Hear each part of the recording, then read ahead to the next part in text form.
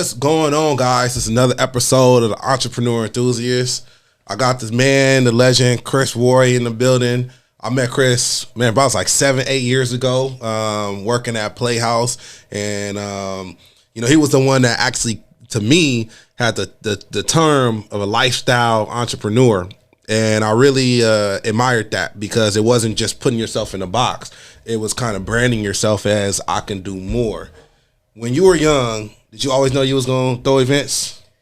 For me, man, events was something that I kind of stumbled upon in college. Yeah. So I had a really good friend of mine. Where'd you go, first of all? So I went to Morehouse and I went to Hampton. Okay. So while I was at Hampton, I had a friend that was an aspiring DJ. Mm-hmm. And so I would literally just pull up to house parties and different things that he had going on, and all the business was messed up. So literally, like, I pull up and, he just want to play music, but, they didn't have anybody running the door or counting the money or just making sure stuff was organized. So I got involved just to kind of help this guy out. Yeah. And he ended up just being really good at it. Nice. Good at organizing. I had a really cool network, and that's kind of what led me into the whole thing. So you had that skill beforehand, before you went, then you figured out you were going to try to apply it. There you go. So what did you do before that then? What do you feel like developed that skill in you? Or was that nurtured or was it nature? I feel like it's a little bit of both, man. I mean, I think sports growing up, man. So like I was a hooper growing up, I was a point guard, a facilitator. Yeah. You know what I'm saying? So I think that when you play sports and you have to get everybody involved and, in that particular position, man, you know everybody's job. You know what everybody's doing on the court. Yeah. You know how to run the offense, you know how to get everybody involved, and you're kind of like the brain or the engine of what's happening. I feel like that's the same way with business. Yeah. So that's my approach to events. Yeah. From knowing everybody from, the bathroom attendant to the stage manager to the owner of the club to the promoters, and every process in between. I feel like you gotta really understand, things from the front to the back to really facilitate it and do it the right way. Man, it's funny you say that because a lot of people just want the glitz and the glamour, and they automatically think they could just be at the top, and that's what it is. But you said it, like, you got to know the bathroom attendants, like, you got to know everybody. How much do you, and where'd you get that from, or just value them? That's customer service at its finest. Like, where did you learn to value that? I mean, I think just my upbringing, man. Yeah.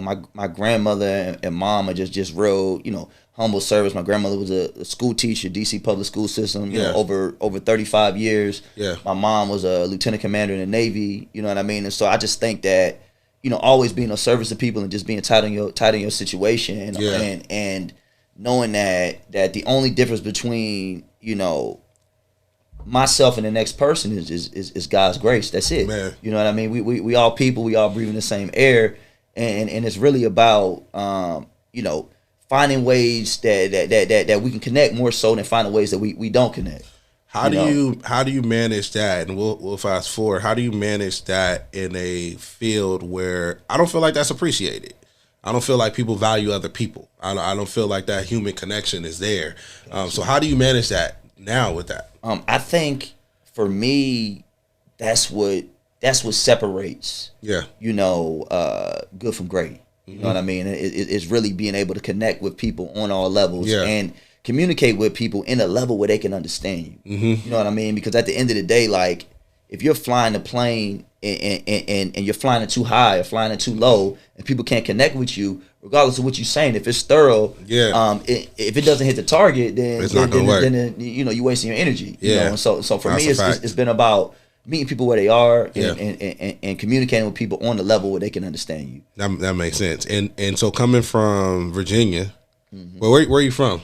Man, so I was born in Washington, D.C. and raised in Chesapeake, Virginia. Got it. Hampton Roads area, Tidewater, home to a lot of great things in music, culture, and entertainment. So yeah. So you went to I'm not gonna say the first, but the first place, but like second and third down there at HBC. I went to Prairie View. So you went to shout out to HBCUs because it's interesting because the one thing that's common in a lot of the episodes I've been doing is that not necessarily fully college aspect, but that learning aspect. Mm-hmm. And then we see a lot of the greats. You notice like they really started in college, even though they may not finish. Like Diddy's story, he was at Howard. It was that college base of it. How important is the structure of education and how it built you?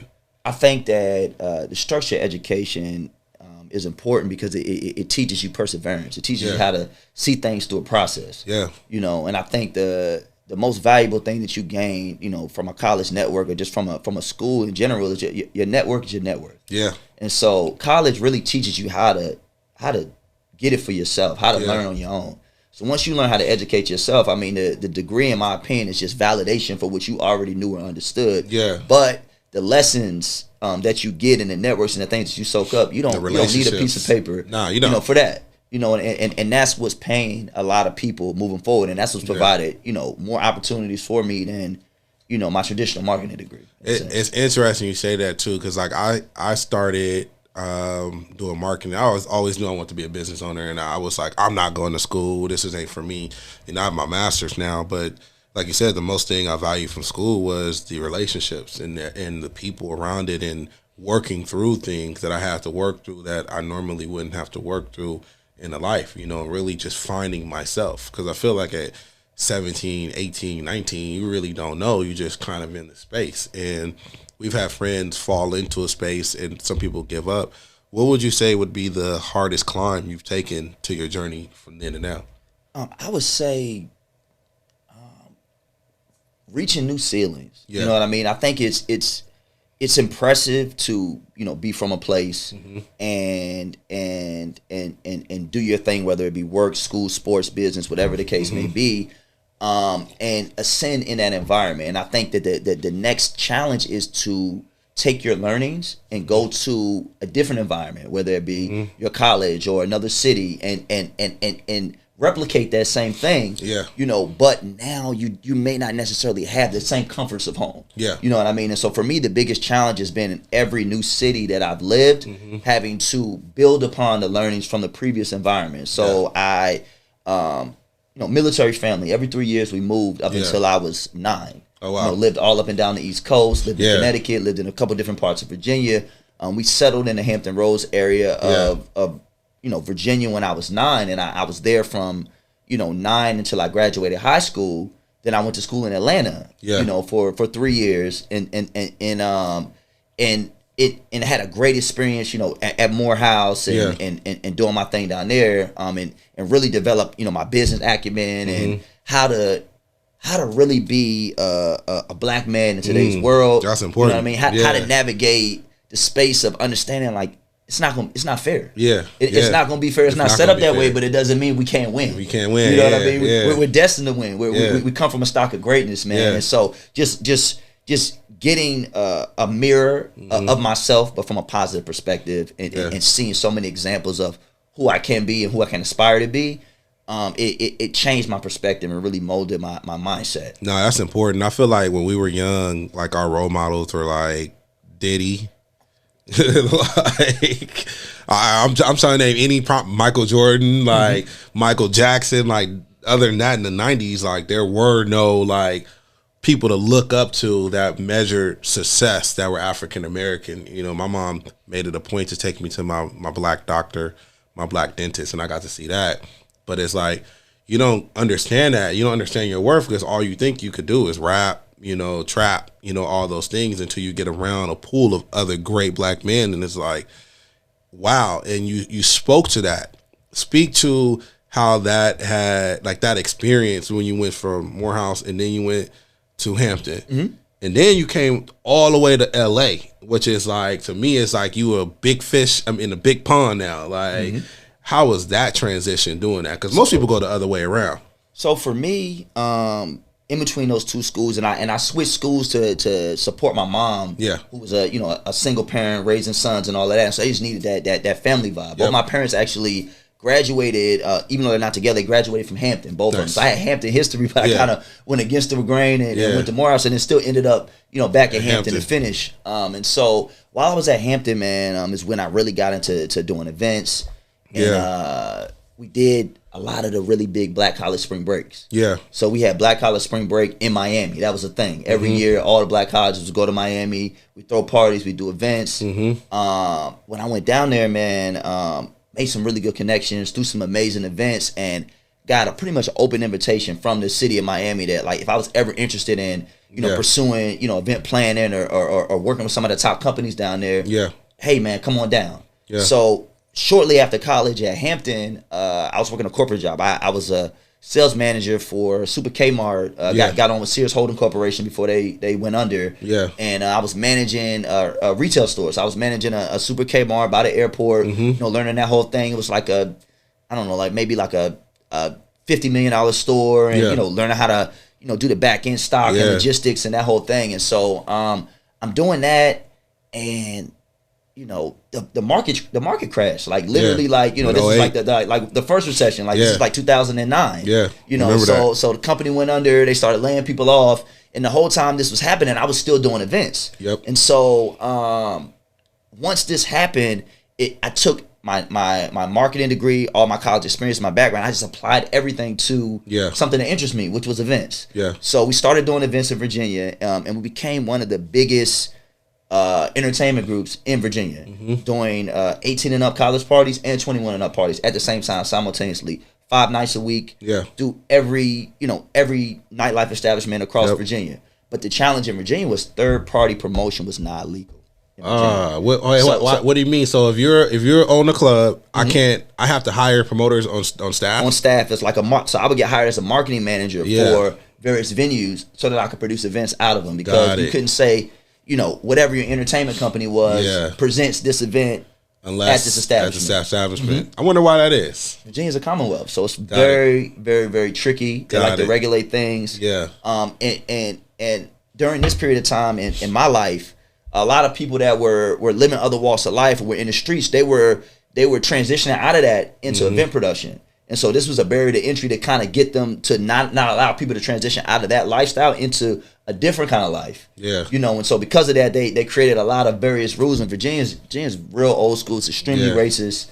It's very, very tricky. Them invisible walls as a black man that we have. Yes, indeed. And so it's a real heavy energy of that and oppression and just trying to figure things out. And so I got to a place where we were doing so much work to create vibes in Virginia that were like Miami, that were like Atlanta, that were like DC.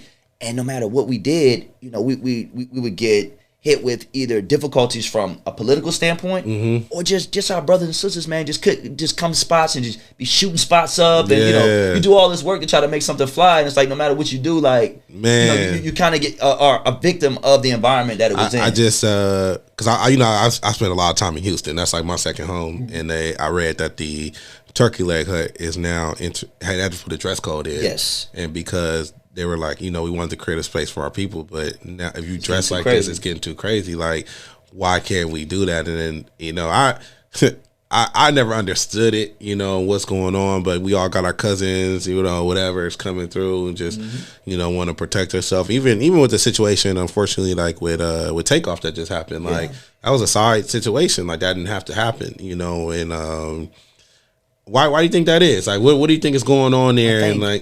I think it's several layers of it, right? So I think that one layer is like we're all just trying to do our thing and figure it out, right? But we're all we're dealing with so much in life. Like we got so much coming at us from so many different angles that we're always at a defense. You know what I mean? No matter what walk of life you live in, no matter whether you went to school, didn't go to school, whether you make your living at a traditional 9 to 5, whether you got out the mud, whether you trapping, whatever it is you're doing, we're all just trying to take care of ourselves, take care of our families, and push the agenda forward. But what happens is society turns us all against each other in a sense, but we don't understand that again, back to my original point, we breathe the same air. You know what I'm saying? You know what I mean? Our bodies, everything functions the same. You know what I mean? We just have different experiences, so it's like watching a movie in life from different camera angles. But my perspective does not make your perspective not relevant. You know what I mean? All our perspectives are relevant and needed. You know what I mean? And so I think that we go through life with that energy,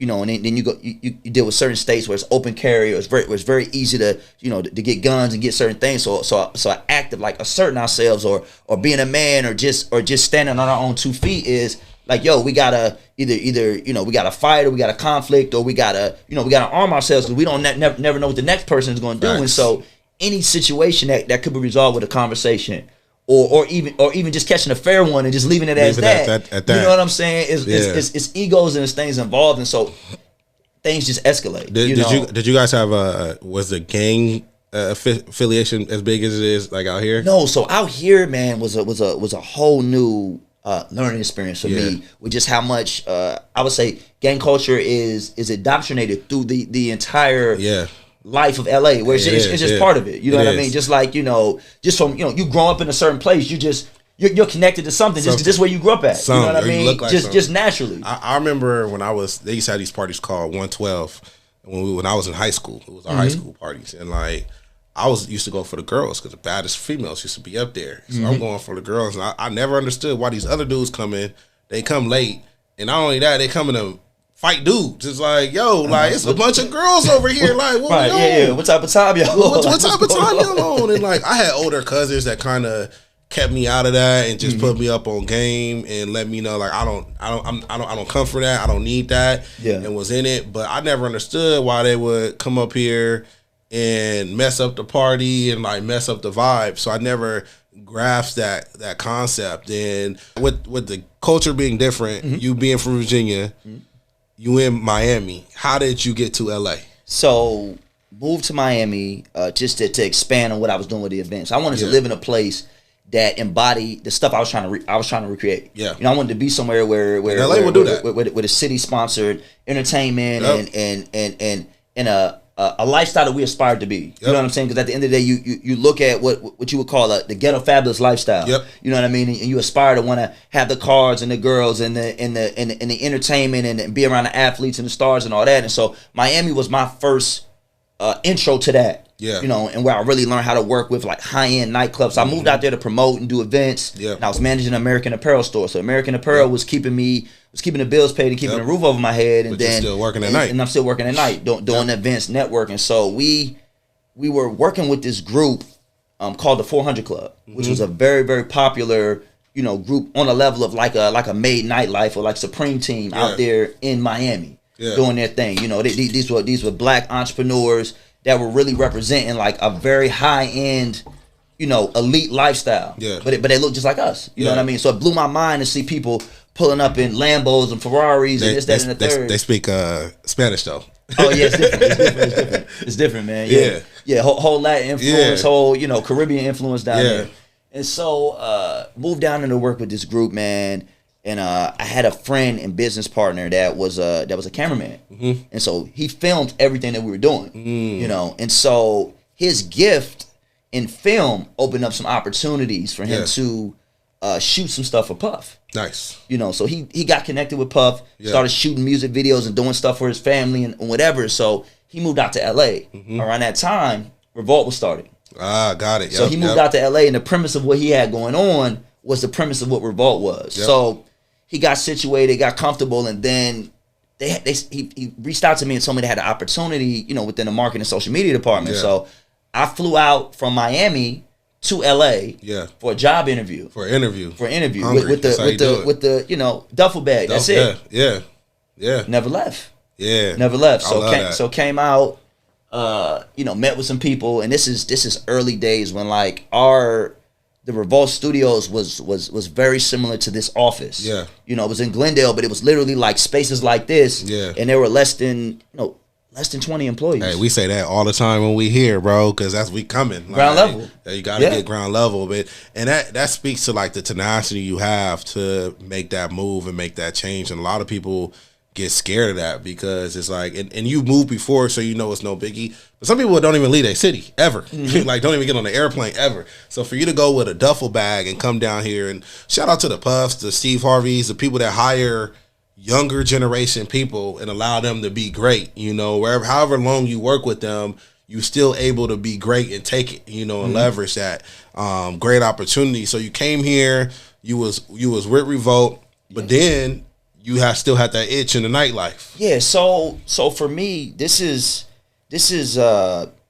5 years in to doing events. You know what I mean? So I come to LA and we hit the scene, and my role when I was there, when I first got there was to head up the social media department, run the Instagram, run the Twitter, be on the scene, be where everything is popping at. So in order to do that, we had to get tapped right back into to what was going on. The events, the parties, the clubs, everything that's happening in LA, because you know, if they're the ESPN of music, they're the pulse of what's going on in culture, you got to be where it's at to see what's going on.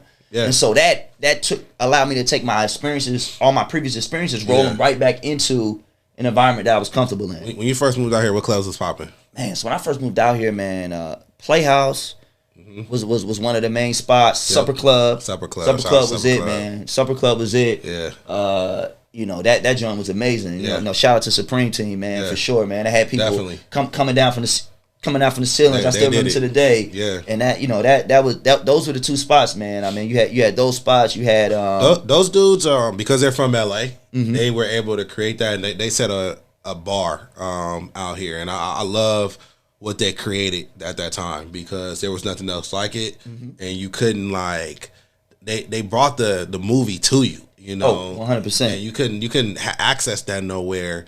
And I think they put up Supreme Team, man. Shout out to LA's Finest too when they were doing it. But they came and they brought that audience that wasn't shooting up the club. I felt like at that point affluent Black LA to have a good time, and I really enjoyed that because I was young when they were getting on. So I'm waiting in lines, going in spaces. I remember that time, man. I mean, we moved out here. I'm coming up on my 10-year anniversary in a week of being in LA. So we first moved here, man. Thank you so much, man.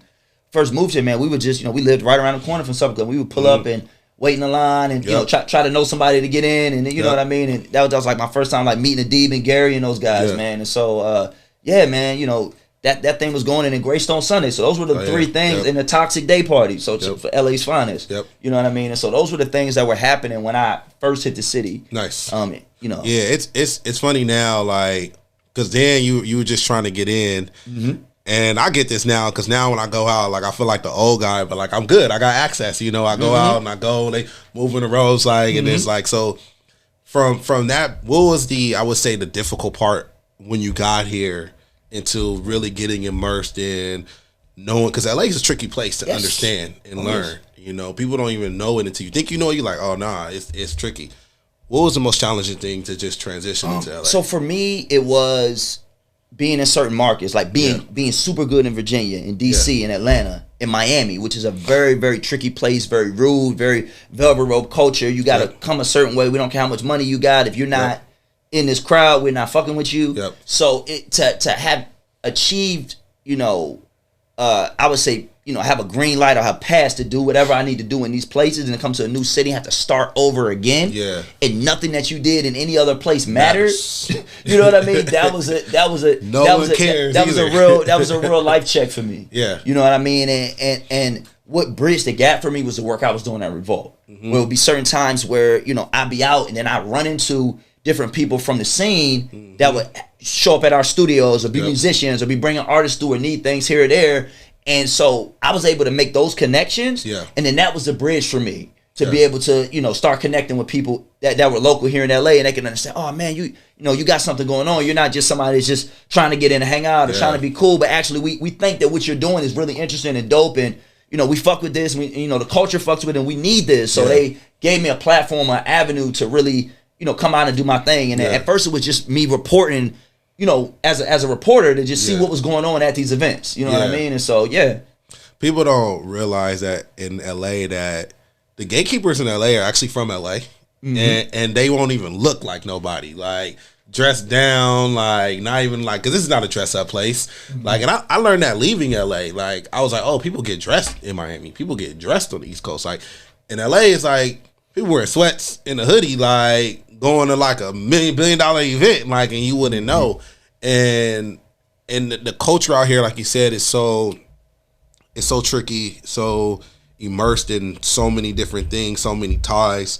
How did you, because going on 10 years and being able to continue to have good relationships, how did you continue to manage those relationships over time? So for me, I'm old school, man. Like this right here is what I stand on, my handshake. Like, you know what I'm saying? Like, I stand on that. Like, if I say I'm gonna do something, I do it. My yeses are my yeses, my no's are my no's, and my word is my bond. You know what I'm saying? And that's how I've moved through every city.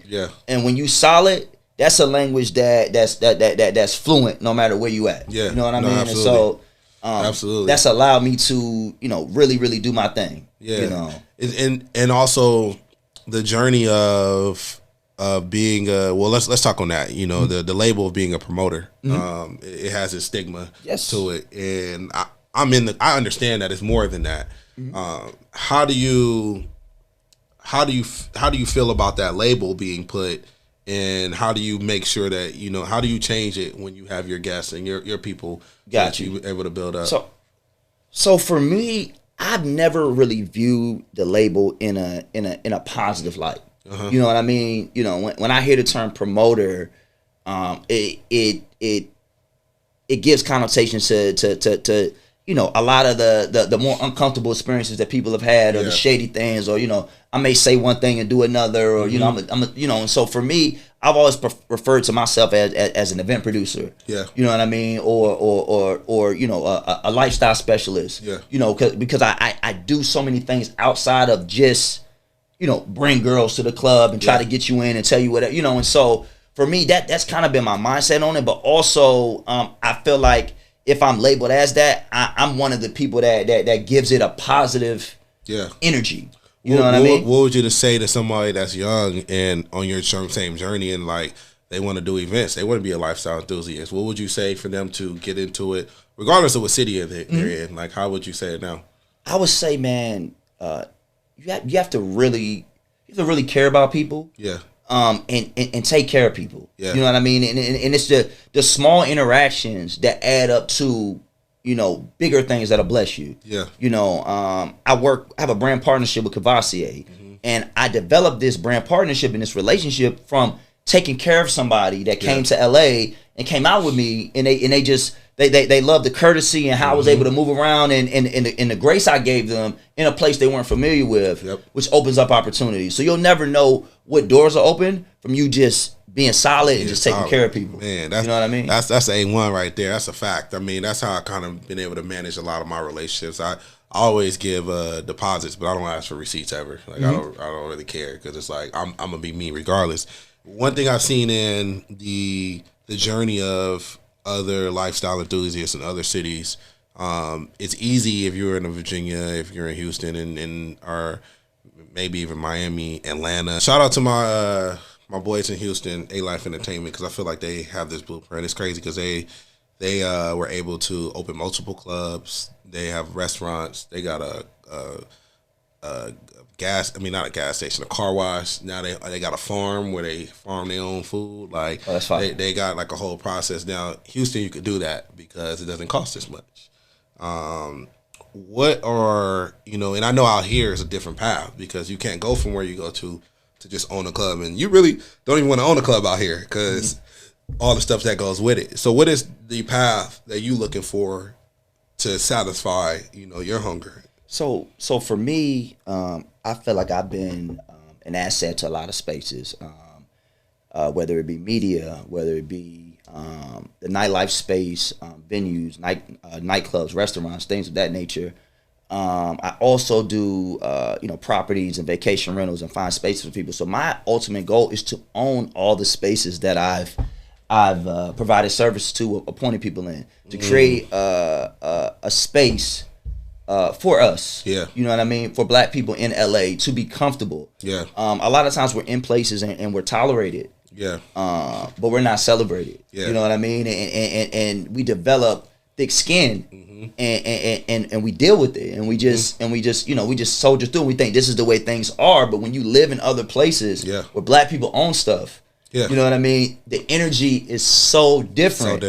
That my goal is to bring that vibe here. And everybody that I built relationships with, whether they be transplants or people that live here, the conversations that we have that excite me the most are about us teaming together, pooling resources, and buying up the block. You know what I mean? And owning spaces so that we can create spaces that shine the best light on our culture, and treat us the right way, and provide equity in the spaces that we provide millions and millions of dollars to on a regular basis. Man, ownership is so important to me. So I recently bought a house in Atlanta. Congratulations. Thank you. Actually, so I moved out there. I live out there full time.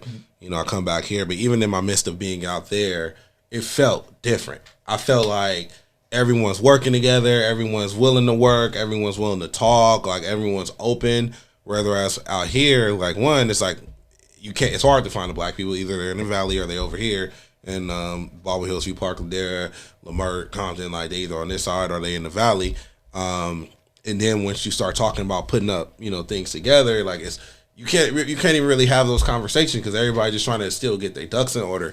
So I realized that even more. I got the cheat code in LA because I'm from here, but even more just going out there was a nice experience because it was just humbling because I'm able to work with people, talk to people, understand people, and having it in a humanistic level. Then rather than coming out here, it's like you looking at me as a dollar sign. You're looking at me, trying to make money. So navigating through that, like how do you do that? Because you built a base of solid people around you, and so how do you continue to do that? And what's your call to action with that? I think the right energy always resonates with each other. It does. You know what I mean? And you find your tribe, whether it be action orientated or whether it be ordained. Yeah. That certain people are in your life. And for me, it's like when I find people that resonate with my frequency. Yeah. I double down and invest time and energy into those relationships and allow those things to grow. Absolutely. And I realized that life will respond the way it should in the spaces you're supposed to be in. Like when you're walking in purpose, life will lay down for you. Yeah. You know what I mean? In certain ways. Or even if you have friction in certain areas, maybe there's something to learn or there's some growth right behind that friction. So I try to observe both aspects of things, and that's kind of how I gravitate and put good people around me. No, that makes sense. And then so we hit on the question of how to get started if you were getting into this, but what advice would you give to someone that is just struggling to figure out that next step or struggling to say, maybe I want to move, but the barriers they put, I can't because of X, Y, Z. What would you say to someone that's looking to just make that move? There's never a convenient time for your next, right? So you always have to, move early and often is what I would say, and learn through your experiences. Obviously, don't be foolish. Like if you're going to get ready to move, like make sure you stack some paper. Yeah, I was going to ask you that about Miami. Did you close out all business in Miami, or did you keep that going? Like how did you do that transition? So I kept some relationships there. Yeah, you know what I mean. And so I have a concierge arm and a business partner out there. Well, if anybody goes to Miami and needs any of the services that I provide in LA, I can make the same thing happen in Miami with the snap of a finger. Nice. Nice. Yeah, that's important right there. So you gotta close out and be that traveling CEO out here and really just do it. I like to say that, and a lot of my counterparts when I'm talking to young, inspiring entrepreneurs, they say, "Oh, just." I'm like, yeah, you just do it and commit to it. Because so much of it you're going to learn through experience. I mean, you can read 1,000 books, but until you're in it, you're really not always gonna know what to do. And so with that level of discomfort, the only thing I ask myself, like with investing or anything else, is, man, I wish I would have started sooner. Yeah, you know what I mean. Yeah, that's always the case. I always look at my time in Houston. I'm like, damn, I should have really bought up downtown before everybody else did. And because you think as a black person you're not really educated on those things. You think you listen to Rubber Band Man. You thinking the Rubber Band is that all you have, all that cash, but it's like, no, you can get equity in things, and it don't even always have to be property. You can get actually intellectual property. You can get equity in so many other things with that. So what is your next move, and how can people find you? So for me, my next move is continuing to expand my portfolio in the Airbnb businesses that I have going on right now. I have a few Airbnbs in LA, and I'm just trying to expand. So I'm looking into Houston, looking in Atlanta, looking into Miami, looking into a lot of other cities where you get more for your money, but the same network and principles can apply. And so, regardless of what's going on, people always need somewhere to live, and they're not making more land. So this is something that I believe, will free a lot of us and will free me from having to, work on projects or things that you may not love just to pay the bills. You know what I mean? Because when you have that steady flow coming in, now you can only work on things that are moving in the direction that you want to move. And we've all been there where it's like, you're sharp, people want to pull you in different directions or pull you on projects, but it's a beautiful thing to only work in things that are in alignment with where you're going in life. Yeah, no, that's a fact. That's a fact. Chris, it was awesome having you here, man. I feel like I got some great value and learned a lot about you I didn't know. And how we do this thing here is like we allow people to get on the podcast, we release it, and then we want you to come back because I want the audience to understand growth. I want that young promoter to understand I'm not just a promoter. I'm a lifestyle entrepreneur. You know, I'm promoting vibes for people, and that's important. Like, you're giving people a good time, you know, especially we're headed in this next time where, you know, recession, a lot of stuff is negative now, you know, so it's important to have a good time. So I definitely applaud you for that and appreciate you and glad we were able to have that conversation and a handshake. Yeah, man.